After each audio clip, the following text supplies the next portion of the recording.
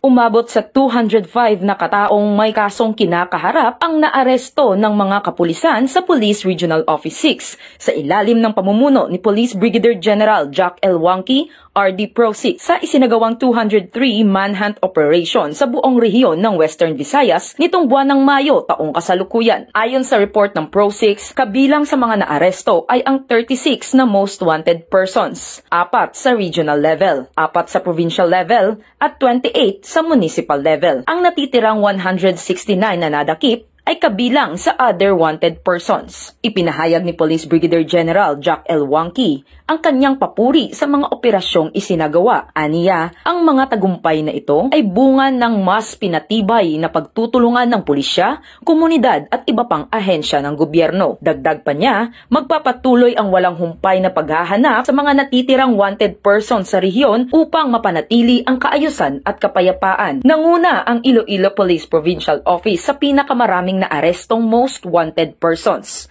na may 11 huli. Sinundan ito ng Capiz Police Provincial Office na may 8 huli. Kasunod ay ang Iloilo City Police Office na may 7 huli.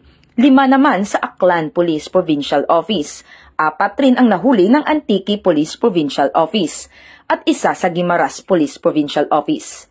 Sa other most wanted person naman, muli ring nanguna ang IPPO sa 63 na naarestong individual o katumbas ng 30.7% ng kabuuang bilang.